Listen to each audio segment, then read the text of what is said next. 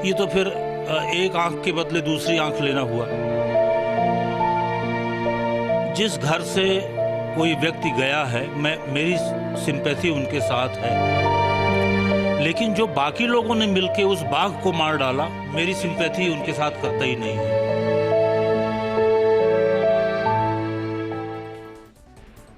तो देखिए, सवाल यही है कि मौत के बदले मौत, जिम्मेदार आखिर कौन है? क्योंकि जिस तरीके से ये स्थिति बनी है वो नहीं बननी चाहिए थी। एक तरफ हम राजस्थान को बाघिस्तान कह रहे हैं, तो दूसरी तरफ हम संरक्षण के लिए क्या वाकई में वो कर रहे हैं जिससे कि बाघों का संरक्षण हो सके और साथ ही साथ जो बाहर जो गांव के लोग हैं वो भी सुरक्षित रह सके। चर्चा में हमारे साथ जुड़ रहे हैं खास मेहमान। सबसे पहले परिचय आपसे करा देते हैं। राजकुमार शर्मा हैं, प्रवक्ता कांग्रेस पार्टी से हमारे साथ जुड़ रहे हैं। बहुत स्वागत है आपका राजकुमार जी। साथ ही साथ DN Pandey ji, retired IFS, हमारे साथ जुड़ रहे हैं। आपका भी बहुत स्वागत है सर डीएन पांडे जी। हमारे एसोसिएट एडिटर निर्मल तिवारी जी भी हमारे साथ स्टूडियो से जुड़ रहे हैं। निर्मल जी, आपका भी बहुत स्वागत है। निर्मल जी, क्योंकि फर्स्ट इंडिया लगातार ऐसी खबरों को उजागर करता रहा है और एक छोटी अगर बात भी हो पाकिस्तान को लेकर, रणथंभौर की बात कर लें, सरिस्का की बात कर लें, हम दिखाते हैं अपने दर्शकों को, फिर चाहे वो बाघों की संख्या में बढ़ोतरी की बात हो, उनके संरक्षण की बात हो, या फिर गांव के विस्थापन की बात हो, या फिर गांव में जो लोग रहते हैं उनके सुरक्षा उनको मिले उसकी बात हो। लेकिन जिस तरीके से सवाई माधोपुर में ये मामला सामने आया, एक बाघ एक किसी व्यक्ति पर हमला करता है, लेकिन मौत के बदले मौत पर उतारू जब लोग हो जाते हैं, तो ऐसी स्थिति आखिर क्यों बनती है? देखिए दीपिका, हम सभ्य समाज में रहते हैं, 21वीं सदी चल रही है। ऐसे में जंगल का कानून तो बिल्कुल भी अक्षम्य है, इसको किसी भी सूरत में इसको सहन नहीं किया जा सकता। एक वन्य जीव है, वन्य जीव के क्षेत्र में आप बसे हुए हो, क्योंकि प्रदेश के अंदर हम सीधे तौर पर बात करें, मेरे पास आंकड़े हैं दीपिका कि 111 गांव और 15,000 परिवार ऐसे हैं जो अभी भी प्रदेश के 5 टाइगर रिजर्व यानी रणथंभौर, सरिस्का, मुकंदरा, रामगढ़, विषधारी और धौलपुर जो नया टाइगर रिजर्व बना है उसके अंदर 111 अभी भी ऐसे गांव हैं जो उसके अंदर बसे हुए हैं। 15,000 से ज्यादा फैमिली अगर अंदर बसे हुए हैं तो आप अंदाजा लगाइए कि बाघ में किस लेवल का स्ट्रेस होगा। अच्छी बात यह थी कि प्रदेश में हमारे पास 2 साल पहले तक बाघों की संख्या 100 से कम थी, लेकिन इन 2 साल के अंदर जिस तरह से सरिस्का में 3-4 गांव विस्थापित किए गए, 1-2 गांव रणथंभौर में विस्थापित किए गए, उसका नतीजा निकला था कि अच्छा लैंडस्केप तैयार हुआ, अच्छे ग्रासलैंड तैयार हुए, तो बाघों में उनकी जो ब्रीडिंग कैपेसिटी थी वो बढ़ी और यही कारण है कि बाघों की संख्या 135 के स्तर पर आज है। दुखद बात यह है कि T6 चिरिको जिसकी हम बात कर रहे हैं, उसको जिस बेदर्दी के साथ मारा गया, निश्चित तौर पर कहा जा सकता है कि सब कुछ ठीक नहीं है और इसके अंदर से वो ग्रामीण जिम्मेदार नहीं है जिन्होंने अज्ञानता की वजह से, आक्रोश की वजह से उसको मौत के घाट उतार दिया। इसमें जिम्मेदार उतने वो अधिकारी भी हैं जिनकी मॉनिटरिंग फेल रही, उतने ही जिम्मेदार आसपास के जितने भी जो वहां के जो नेचर गाइड्स हैं, वहां के जो टूरिज्म सेक्टर से जुड़े हुए जितने भी लोग हैं वो भी जिम्मेदार हैं। कारण सीधा सा है, जिस टाइगर रिजर्व के पास हम रहते हैं उसके आसपास की पैराफेरी में जो गांव बसे हैं, कम से कम उनको जागरूक तो करना चाहिए कि जब भी आपका किसी भी वाइल्ड लाइफ से सामना होता है तो आपको किस तरह का उसके साथ व्यवहार करना है। ये क्या बात हुई कि अगर 86 ने उसके जाकर के हमला करके भरतलाल मीणा की अगर मौत को घाट उसको उतार दिया तो ग्रामीणों ने उसको मौत के घाट उतार दिया। और खास बात यह रही कि करीब वो 20-22 घंटे तक उसकी बॉडी को लेकर के बैठे रहे वहां, जब तक मुआवजा तय नहीं हुआ, उसके बाद ही उसकी बॉडी को डिपार्टमेंट को दिया गया। और आज जब पोस्टमार्टम हुआ तो उसमें साफ दिख रहा था कि धारदार हथियारों से उसकी हत्या की गई है, उसके मुंह के पास टांचों से, कुल्हाड़ी से उसके मुंह को काटा गया है। ये तो चिरिको चलो 13-14 साल का बाघ था, जीवन के अंतिम पड़ाव पे चल रहा था, लेकिन ऐसी बहुत सारी घटनाएं मैं आपको बता सकता हूं उदाहरण सहित। इस बार ये इस साल की अगर हम बात करें तो 5वां बाघ है जिसकी सबसे पहले जिसकी डेथ हुई है। सबसे पहले हम बात करें तो जनवरी के अंदर सरिस्का के अंदर राजमाता जो थी ST2 उसकी डेथ हुई। उसके बाद 4 फरवरी को रणथंभौर के अंदर T60 जूनियर इंदू जिसको कहते हैं उसकी डेथ हुई। 8 जुलाई को T58 रॉकी की डेथ हुई। 22 सितंबर को T2312 की डेथ हुई और 15 अक्टूबर को भी रामगढ़ विषधारी के अंदर RVT2 ने दम तोड़ दिया और 15 दिन बाद उसकी बॉडी मिली। तो किस लेवल पे मॉनिटरिंग कर रहे हैं हमको बताना पड़ेगा इन सारी चीजों को। उन अधिकारियों की जिम्मेदारी है जो IFS वहां पर लगे हुए हैं। जिम्मेदारी इस मामले में है कि आपका काम सिर्फ इतना नहीं है कि वहां बाघ है, देखिए कि हमने कैमरे लगा दिए, सर्विलांस कर रहे हैं, हमको आके रोज रिपोर्ट मिल गई उसके पगमार कहां दिखे कहां नहीं दिखे। खास बात यह है कि जब हम इस पूरे 2 दिन से इसको दिखा रहे हैं पूरे घटनाक्रम को, तो मजबूर होकर के आखिर मुख्य वन्यजीव प्रतिपालक पवन उपाध्याय को आदेश जारी करने पड़े कि वो रिपोर्ट बताइए मिसिंग टाइगर्स की। तो देखिए आप कितना ताज्जुब की बात है, 11 टाइगर्स तो सिर्फ 1 साल से मिसिंग चल रहे हैं, 14 टाइगर्स ऐसे हैं जो पिछले 3 से 4 साल से मिसिंग चल रहे हैं। यानी रणथंभौर जिसमें हम 73 बाघों की बात करते हैं, उसमें 25 बाघ तो मिसिंग डिपार्टमेंट मान रहा है, और आज जाके उसके लिए कमेटी बैठाई है, जिसमें जो APCC of wild life Rajesh Gupta है उनको उस कमेटी का अध्यक्ष बनाया है, टी मोहन राज को सदस्य बनाया और मानस सिंह को सदस्य बनाया। अब ये कमेटी कब रिपोर्ट देगी, कब बाघ सुरक्षित रहेंगे? हम इठला रहे हैं कि हमारे पास बाघ हैं, वाइल्ड लाइफ टूरिज्म की बात करते हैं, करोड़ों रुपए कमा रहे हैं, आखिर उनकी सुरक्षा कौन देखेगा? आपको करनी पड़ेगी सुरक्षा उनकी। मेरे पास पूरी फेहरिस्त है जो विधानसभा के अंदर भी रखी गई, उसके अंदर अभी तक आप देखिए पिछले 10 वर्ष के अंदर 45 बाघ गायब है प्रदेश के अंदर। कौन बताएगा बाघ कहां पर गए? निर्मल जी, आप यानी कि आप ये कह रहे हैं कि केवल दिखावे की मॉनिटरिंग से काम नहीं चलेगा, बाकायदा मॉनिटरिंग करनी पड़ेगी, और जो कमियां हैं जिसको आप गिना रहे हैं, जो एक्सपर्ट हमारे साथ जुड़े हैं उनसे भी हम चर्चा करेंगे, वो बताएंगे। साथ ही साथ ऐसे मामलों में ऐसा तो नहीं है कि जो जिम्मेदार हैं वो अनभिज्ञ हों, कि वाकई में इस तरीके से मॉनिटरिंग नहीं हो रही या फिर ऐसा करना चाहिए। डीएन पांडे जी हमारे साथ जुड़े हुए हैं, रिटायर्ड आईएफएस हैं। डीएन पांडे जी, ये जो स्थिति का जिक्र अभी निर्मल जी भी कर रहे थे कि कहां पर कमियां हैं, कैसे संरक्षण करने में भी दिक्कतें आ रही हैं, मॉनिटरिंग क्या प्रॉपर नहीं हो रही है, आपको क्या मुख्य कारण लगता है ये जो कॉन्फ्लिक्ट बना हुआ है वन्य जीव और मनुष्य में?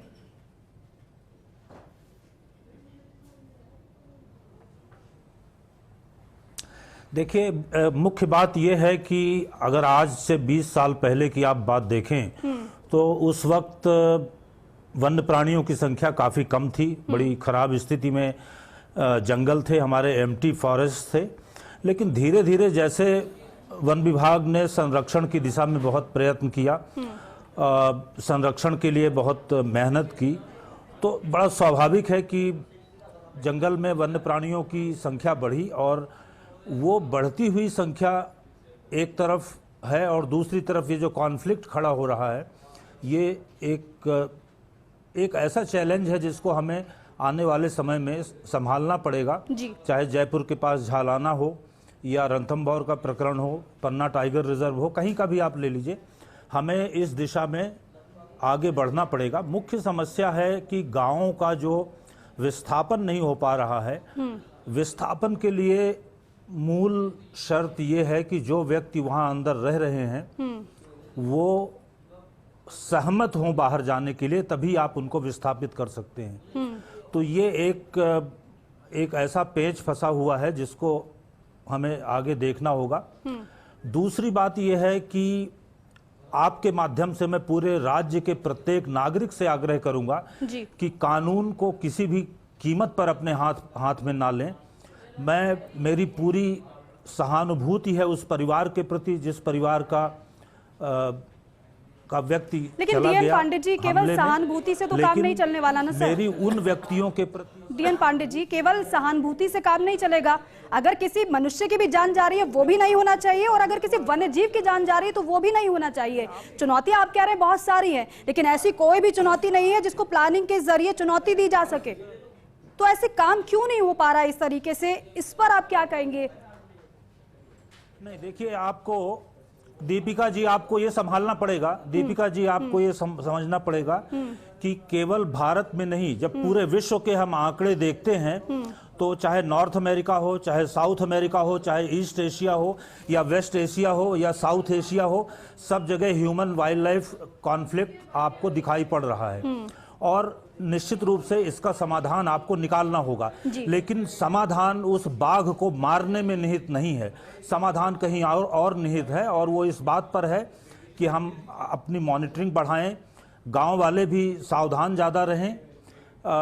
उस बाघ को मारने को किसी भी तरह से मैं जस्टिफाई नहीं कर सकता, और आपके माध्यम से मैं फिर से कहूँगा लोगों को कि कानून को अपने हाथ में ना लें, वन्य जीवन को ना मारें। ठीक है डीएन पांडे जी, अनुचित परंपरा पड़ेगी। हम लौटेंगे आपके पास, बिल्कुल हम लौटेंगे आपके पास, क्योंकि जिस तरीके से आप बता रहे हैं कि मॉनिटरिंग की आवश्यकता है, लेकिन सवाल यह है कि मॉनिटरिंग करेगा कौन? जो जिम्मेदारी जिसकी है वही तो मॉनिटरिंग करेंगे। और ऐसी स्थिति से ऐसा तो नहीं कि अनभिज्ञ वो होंगे कि इस तरीके से नहीं स्थिति बन सकती है। अगर बाघों की संख्या बढ़ रही है तो जाहिर सी बात है और भी ज्यादा चुनौतियां होंगी, उन चुनौतियों को पार करने के लिए आपको प्लानिंग करनी होगी। राजकुमार जी, आपको क्या लगता है इस मामले पर, किस तरीके से आप देख रहे हैं इस मामले को? ये जो स्थिति बन रही है, बात समाधान की हो रही है, लेकिन समाधान से पहले पूरी स्थिति को समझना भी तो बहुत जरूरी है कि आखिर ऐसा हो क्यों रहा है। दीपिका जी, सबसे पहले मैं कांग्रेस पार्टी की और जो भरतलाल मीणा जी जिनकी बाघ ने अटैक किया और हत्या उनकी डेथ हो गई, उनको श्रद्धांजलि प्रकट करता हूँ। और जो बाघ उसकी घटना के बाद उसी रात जो ये घटना घटी दुर्भाग्यपूर्ण घटना है, कांग्रेस पार्टी इसकी घोर निंदा करती है। निर्मल तिवारी जी की रिपोर्ट के बाद अगर सरकार में जरा सी भी मानवता है तो वो निश्चित तौर पे जागे और उन अधिकारियों के खिलाफ सख्त से सख्त कार्रवाई करे जो लगातार इस तरीके की लापरवाही करते हैं। केवल कैमरे लगा देने से या पग मार उनके काउंट कर लेने से बाघों की सुरक्षा नहीं होगी। जैसा तिवारी साहब बता रहे थे कि पहले 100 से कम बाघ थे हमारे पास, आज लगभग 135 बाघ हैं। बता रहे कि 15,000 लोग उन जंगलों के आसपास रहते जो वन की संपत्ति कहलाती है। अब उन 15,000 लोगों की सुरक्षा करने की जिम्मेदारी सरकार की है। सरकार कोई बैरिकेडिंग लगाए, कोई तारबंदी करे, वहां के लोगों को जागरूक करे। जैसे पूर्व की सरकार ने एक बोर्ड बनाया था, उस बोर्ड के अंदर वहां के लोगों को सबको शामिल करके उनको बाहर ले जाने का प्रयास करे।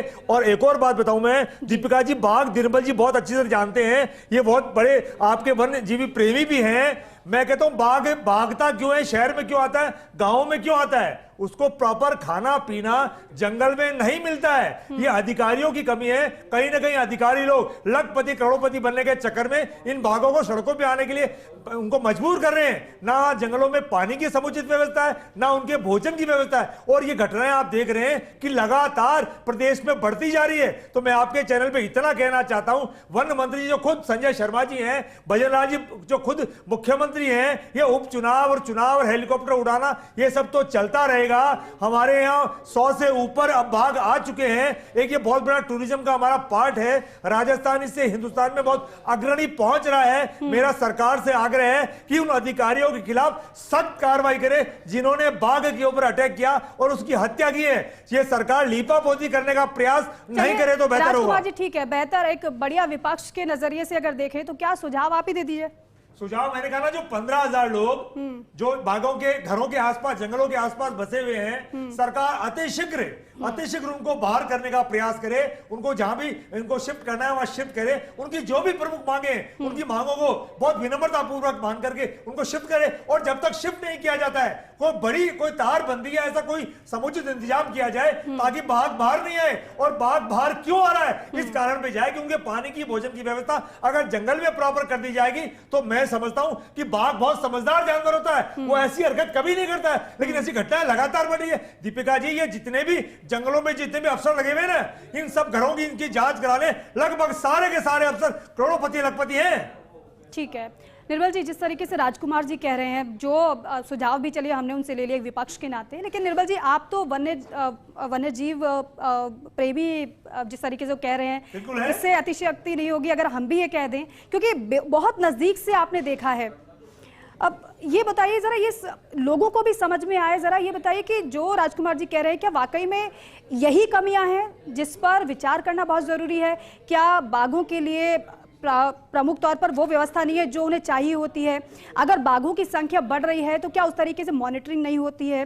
साथ ही साथ अगर बाघों की संख्या बढ़ रही है तो फिर जो गांव के विस्थापन की बात हो रही है, क्या वो वाकई में बहुत बड़ी, इतनी बड़ी चुनौती है कि या उसको पूरा नहीं किया जा सकता? क्या गांव वालों को समझाया नहीं जा रहा है, या फिर यहाँ पर कोई कमियां छूट रही है? बिल्कुल दीपिका, आपका प्रश्न बिल्कुल सामयिक है। और खास बात यह है, देखिए समझने वाली बात यह है कि सबसे बड़ी जो, अगर हम, चूंकि हमने तो देश को टाइगर प्रोजेक्ट राजस्थान ने दिया है, कैलाश सांकला जी को सब लोग इसलिए याद करते हैं। और आज ये जो संख्या हम देख रहे हैं, देश के अंदर करीब 3600 से ज्यादा बाघ और राजस्थान के अंदर हम अगर 135 बाघ देख रहे हैं, तो उसमें कैलाश सांकला जी और इस टाइगर प्रोजेक्ट का बहुत बड़ा योगदान है। खास बात यह देखिए, सबसे बड़ी चुनौती है, मैं फिर कह रहा हूं कि गांवों को विस्थापित करना बहुत ज्यादा जरूरी है। इसमें सियासत बहुत ज्यादा घुस जाती है। कोई लोग जिसके सगे संबंधी है वो उसको भड़काने की कोशिश करता है, आपको नहीं निकल रहे हैं, सरकारें बदलती हैं, दूसरे तरीके के फैसले हो जाते हैं। तो सबसे बड़ी बात यह है कि 111 गांव, अभी भी 111 गांवों के 15,000 परिवार, एक परिवार में 5 सदस्य भी माने तो 75,000 से ज्यादा लोग इस समय कोर क्षेत्र में रह रहे हैं टाइगर रिजर्व के। तो आपको गांवों को विस्थापित करना होगा, उनको समझाना होगा कि जो पैकेज दिया जा रहा है वो व्यवहारिक और व्यवहारिक नहीं है, तो पैकेज को व्यवहारिक बनाना चाहिए और इसको सबको सियासत से दूर रखना चाहिए। दूसरी जो खास बात यह है, जब बाघों में, खासकर रणथंभौर को हम बाघों की फैक्ट्री मानते हैं राजस्थान के अंदर, रणथंभौर में जो लिंगानुपात है गड़बड़ा गया है। एक नर बाघ के साथ कम से कम 2 मादा यानी बाघिना होने चाहिए, जबकि रणथंभौर के अंदर अंदर स्थिति है कि करीब 30 ही मेल हैं और 30 ही फीमेल और बाकी सब शावक हैं। तो ये बहुत खतरनाक स्थिति है। इससे क्या टेरिटोरियल फाइट की स्थिति बन रही है। और टेरिटोरियल फाइट में क्या होता है, जब एक तगड़ा बाघ, जंगल का कानून है जिसकी लाठी उसकी भैंस, जो ज्यादा मजबूत जो बाघ होता है दूसरे बाघ को पुश करता है, तो आसपास भोजन पानी की तलाश में, चूंकि आसपास की पैराफेरी में काफी गांव बसे हुए हैं और कोर के अंदर भी है, तो वहां जाता है, उनके मवेशियों को निशाना बनाता है। मवेशियों को बचाने के लिए इंसान, जैसे भरत लाल मीणा के साथ हुआ, वो अपनी भैंस को बचाने का ही प्रयास कर रहा था, इसी में बाघ ने उसके ऊपर हमला कर दिया, उसकी मौत हो गई। लेकिन दुर्भाग्यपूर्ण बात यह है कि मौत का बदला मौत नहीं हो सकता था। जो वहां के जो ग्रामीण थे उन्होंने उस बाघ को मारा, 20 घंटे तक बॉडी को अपने बाघ को अपने पास रखा, निश्चित तौर पर गलत है और दुर्भाग्यपूर्ण है। लेकिन सबसे तेजी से हमको काम करना पड़े। स्टेट वाइल्ड लाइफ बोर्ड की जहां तक बात कर रहे हैं राजकुमार जी, मैं बता दूं, स्टेट वाइल्ड लाइफ बोर्ड के अंदर भी क्या होता है, जिनका चयन किया जाता है वो राजनीतिक आधार पर ही होता है, चाहे वो कांग्रेस की सरकार हो, चाहे बीजेपी की। 4 एमएलए रखे, 2 और लोग रखे, उसमें रखने चाहिए वो लोग जो वन्य जीव क्षेत्रों से जुड़े हुए हों, जो वाइल्ड लाइफर्स हों, वाइल्ड लाइफ लवर्स हों, जो जानते हो, जो शोध छात्र हों। आपको कम से कम उनको, उनकी सहभागिता रखनी चाहिए ताकि वो बता पाएं कि इसका क्या सर्वमान्य हल निकल सकता है। सर्विलांस की बात करते हैं। देखिए, इस पूरे घटनाक्रम में अगर फेलियर है तो उसमें वन विभाग का भी फेलियर यह है कि वन विभाग के जितने अफसर लगा रखे हैं उनकी जिम्मेदारी सिर्फ ट्रैक करना या मॉनिटर करना नहीं होता, आपको नवाचार भी करने होते हैं कि बाघों का व्यवहार क्यों बदल रहा है, कौन सा बाघ है, किस तरफ ज्यादा जा रहा है, उसका कौन सा वो माइग्रेटरी रूट को देखने की कोशिश कर रहा है, उस बाघ का व्यवहार बदलने का कारण क्या है, मेल फीमेल का रेशो कितना बिगड़ता जा रहा है, उसको कैसे संतुलित करना है। इन तमाम बातों का उस अफसर को ध्यान रखना होता है, डे टू डे रिपोर्ट बनानी होती है। लेकिन ऐसा नहीं हो रहा। मुझे यह कहते हुए बहुत खेद की बात है कि मैं अच्छी तरह से जानता हूं, अगर हम रणथंभौर की बात करें, बहुत अच्छे फील्ड डायरेक्टर हैं अनूप केआर ने बहुत नवाचार भी किए हैं। लेकिन आप या तो उनको समय दीजिए। वहां आपने रामानंद भाकर को लगाया, आपने 5-6 अब तक आईएफएस वहां से बदल दिए। सेडूराम यादव को आपने हटा दिया, आपने मोहित गुप्ता को हटाया, आपने संग्राम सिंह कटियार को हटाया, आपने मुकेश सैनी को हटाया, आपने संजीव शर्मा को हटाया। अरे कर क्या रहे हो आप? किसी को समय तो दोगे। वो अपनी जो पॉलिसी उसने बनाई है, जो उसने सर्विलांस के अपने तरीके बनाए हैं, उनको लागू कब करेगा? आप बाघ से ऐसे खेल नहीं सकते। और सवाई माधोपुर की जहां तक बात है दीपिका, सवाई माधोपुर की तो पूरी इकोनॉमी बाघ से जुड़ी हुई है। अगर बाघ खत्म हुआ, सब तो खत्म हो जाएगा। उन ग्रामीणों को समझना चाहिए जिन्होंने उस बाघ को मौत के घाट उतारा कि उस बाघ की रोजी रोटी खा रहे हैं वो। अगर बाघ नहीं है तो सवाई माधोपुर के अंदर दूसरा आजीविका का कोई साधन नहीं है। तो आपको समझना होगा, बाघ सिर्फ वाइल्ड लाइफ या बाघ या दूसरी वाइल्ड लाइफ सिर्फ वाइल्ड लाइफ टूरिज्म के लिए नहीं है। आप पैसा कमाने के लिए है, आपको उनका संरक्षण करना है। कारण क्या है कि वो इस तरह के प्रेडेटर्स हैं, खासकर बाघ और बिग कैट फैमिली की बात करें, जो इकोसिस्टम के बहुत बड़े मजबूत पार्ट हैं, जो कॉर्निवोर और हर्बीवोर के अंदर संतुलन रखते हैं ताकि एक इकोसिस्टम का संतुलन बना रहे। अगर वो संतुलन गड़बड़ा गया तो आई बैग योर पार्डन, बहुत बुरी स्थिति होने जा रही है, बहुत खेदजनक स्थिति होने जा रही है। उनको समझना होगा, वन विभाग को समझना होगा, वहां के ग्रामीणों को समझना होगा, जो सियासत कर रहे हैं बाघों के नाम पर उनको समझना होगा। और इस रेशो को संतुलित करने के लिए हम सिर्फ ये नहीं कर सकते कि हमारे पास 30 बाघ है, हम नहीं छोड़ेंगे, हम तो नहीं देंगे रामगढ़ विस्तारी को। तो रामगढ़ विस्तारी को टाइगर रिजर्व बनाया क्यों है? आपको भेजने पड़ेंगे वहां पर बाघ, आपको इंटर स्टेट इंट्रा स्टेट आपको ट्रांसलोकेशन करना पड़ेगा। चीते आप ले आते हैं अफ्रीका से और आप मध्य प्रदेश आपको बाघ नहीं दे रहा। और मध्य प्रदेश के साथ इस बात का समझौता पहले हुआ था जब सरिस्का के अंदर बाघ पुनर्वास का अगर प्रोजेक्ट चलाया गया था कि मध्य प्रदेश हर साल वहां पर 4 बाघ देगा। आज तक ऐसा नहीं हो पा रहा। मध्य प्रदेश से बाघ लाइए, महाराष्ट्र से बाघ लाइए। महाराष्ट्र के पास तो बहुत बड़ी चुनौती है। टड़ोबा की बात करें तो उसके तो बफर में 250 बाघ घूम रहे हैं, वो तो देने को तैयार है। आपको करने होंगे प्रयास, अपनी छवि तो सुधारिए। आपके पास हर चौथे दिन, 5वें दिन, 1-1.5 महीने के अंदर एक बाघ मर जाता है, तो दूसरा आपको बाघ देगा क्यों?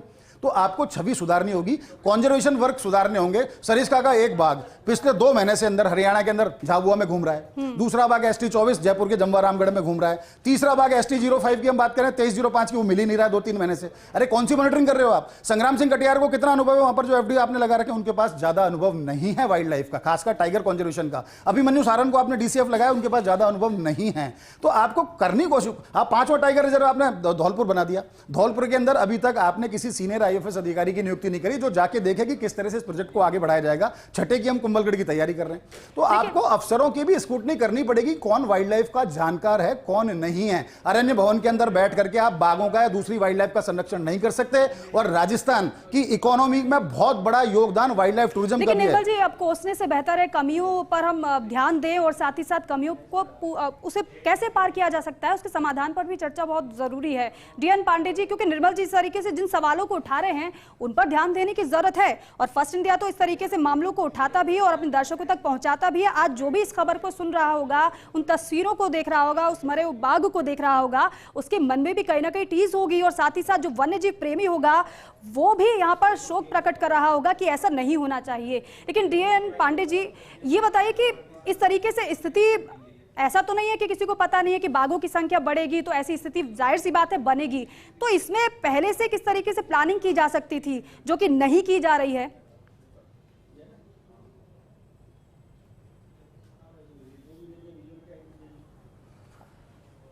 अगर मुझे ठीक से आवाज़ सुनाई पड़ी है, तो आप शायद ये पूछना चाह रहे हैं कि हमें क्या प्लानिंग करना चाहिए, या आपकी बात बहुत स्पष्ट नहीं हुई मुझे। जी डीएन पांडे जी, सही समझे आप।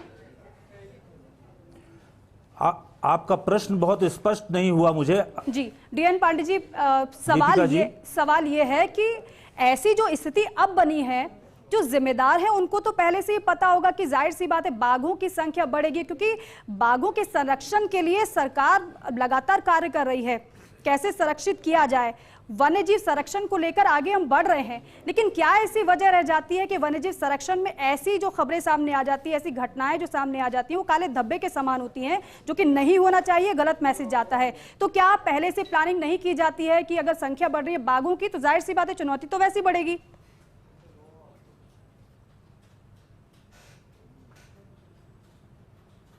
दीपिका जी, जहाँ तक मेरा ज्ञान है और मेरा विश्वास है, और जहाँ तक मैंने ज़मीन में देखा है, वन विभाग न केवल वर्तमान में बल्कि पहले भी और वर्तमान में भी बहुत मुस्तैद रहता है इन प्रकरणों में। और जहाँ तक बाघ प्रबंध की बात है, चाहे रणथंभौर हो, चाहे सरिस्का टाइगर रिजर्व हो, प्रधान मुख्य वन संरक्षक और वन बल प्रमुख और प्रधान मुख्य वन संरक्षक और chief wild life warden Rajasthan के, ये अपनी ओर से नवाचार तो करते ही हैं। इसके अलावा आप ये समझिए कि बहुत ज़्यादा डेविएशन नहीं कर सकते, क्योंकि इसमें गवर्नमेंट ऑफ इंडिया भी ध्यान रखती है और गवर्नमेंट ऑफ इंडिया का प्रोटोकॉल जो है उसको पालन करना होता है। इन सब के बावजूद मैं ये कहूँगा कि वन विभाग की पूरी मुस्तैदी के बावजूद, वन विभाग के पूरे मजबूत मॉनिटरिंग के बावजूद मैन एनिमल कॉन्फ्लिक्ट पूरे देश में नहीं पूरी दुनिया में बढ़ रहा है। तो हमें अब ये मैन एनिमल कॉन्फ्लिक्ट्स को संभालने की दिशा में आगे बढ़ना होगा, और जिसके लिए वन विभाग काम कर रहा है। आज एक घटना हुई है, इसका मतलब यह है कि और कम एक से कम घटना 10 हुई है, लेकिन ये भी घटना नहीं होनी चाहिए थी, क्योंकि जिम्मेदारी जिस तरीके से तय होती है, लेकिन फिर इस तरीके से घटनाएं जब सामने आ जाती हैं तो फिर सवाल ये उठता है कि क्या वाकई में इस तरीके से जिम्मेदारी को निभाया जा रहा है या फिर नहीं। अगर नहीं निभाया जा रहा है तो सख्त एक्शन होना चाहिए, जिससे कि आगे इस तरीके से घटनाएं सामने नहीं आ पाए। आप सभी का बहुत बहुत धन्यवाद इस चर्चा में